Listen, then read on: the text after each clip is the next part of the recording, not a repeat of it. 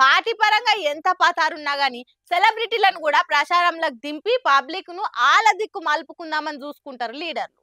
Political గా ఎంత cadre ఉన్నా గానీ సినిమా స్టార్లకున్న క్రేజే వేరు.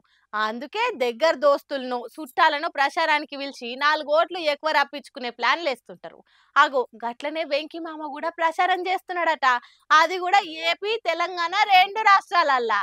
సినిమా డేట్లు షెడ్యూళ్లు ప్రిపేర్ చేసుకున్నట్టు ప్రచారానికి కూడా తారీఖుల లిస్టు తయారు చేసి పెట్టుకుంటుండట విక్టరీ వెంకటేష్. ప్రేమించుకుందాం రా హీరోని ప్రచారానికి పబ్లిక్ లకు రా అని విలువంగానే సరే అన్నాడట. ఖమ్మం కాంగ్రెస్ ఎంపీ క్యాండిడేట్ రఘురామరెడ్డికి సపోర్ట్ గా ప్రచారం చేసి హస్తం గుర్తుకు ఓటేరని చెప్పేందుకు స్పీచ్ రిహార్సల్ చేస్తున్నట.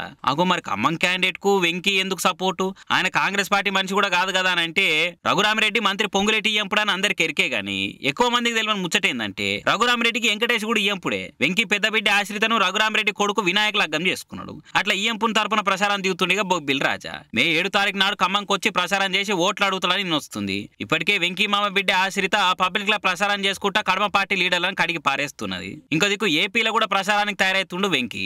అగో మరి అక్కడ వాళ్ళ కోసమో ఎవరున్నారు చుట్టాలని అంటే కూటమి తరపున కైకలూరుకేలి బరిలున్న బీజేపీ క్యాండిడేట్ కామినేని శ్రీనివాస్ ఉన్నాడు కదా, ఆయన వెంకటేష్ భార్య నీరజకు కాస మేనమామ. అల్లునిగా ఆయన వంతు ప్రచారం చేద్దామని కైకలూరులో కూడా ఓనాడు ప్రచారం చేసి కేక కొట్టిద్దామని పక్కా డిసైడ్ అయినట. ఇక ఏ రోజు ఏ ఊర్లోనే జల్దీనే జనాలకు ఫ్యాన్స్ కు చెప్తామంటున్నారట.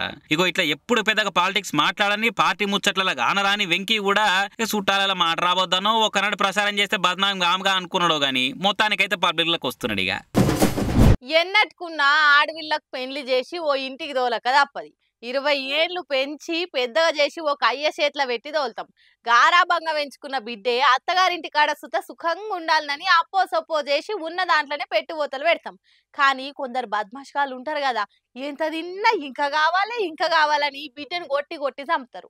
అప్పుడు కూడా మన బిడ్డకే సంసారంలాగా ఇవన్నీ తప్పయి బిడ్డ అని నచ్చ చెప్తాం. ఇంకా ఆడినకపోతే ఇడుపు కాగితం తీసుకున్న బిడ్డను ఎసోంటి బరువు లేకుండా అయ్యవ షేరదీస్తారు, వాజిబే. కానీ వీళ్ళు జర దునియా మొత్తం ఎరికయ్యేటట్టు చేసిర్రు గంతే. చేసుకున్నోనికి అత్తగారికి బరువు అవుతుందేమో గాని బిడ్డ ఎన్నటికి అయ్యవ్వకు బరువు గానే కాదు. ఎన్ని రోజులకున్నా నా బిడ్డనే అని సచ్చేదాకా కడుపులో పెట్టుకొని చూసుకుంటారు. ఇగో గీ బుజ్జి కథ కూడా గట్లనే ఉన్నది. ఈమె పేరు ఉర్వి. ఢిల్లీ పాలెం ఎయిర్పోర్ట్ లో ఇంజనీర్ లెక్క పనిచేస్తుంది. 2016లో అదే ఢిల్లీలో ఉండే కంప్యూటర్ ఇంజనీరు ఆశీష్ రంజన్ కి ఇచ్చి పెట్టుబోతలు కూడా గట్టిగానే పెట్టి లగ్గం చేసిర్రు. కొన్ని దినాలు అత్తగారింట్లో బుజ్జి సంసారం మంచిగానే నడిచింది. అటెన్క అత్తగారోళ్ళ అస్సలు రంగులు బయటపడ్డాయి. మెదడులా పురుగు తిరిగినట్టుంది అడ్డమైనోళ్లకు. ఇంకా కట్నందే అని రాశి రంపాలు పెట్టిరట పాపం. కొన్ని దినాలైనాక బుజ్జికి బిడ్డ పుట్టినప్పటి సంది ఈ బాధ ఇంకా ఎక్కువైందట.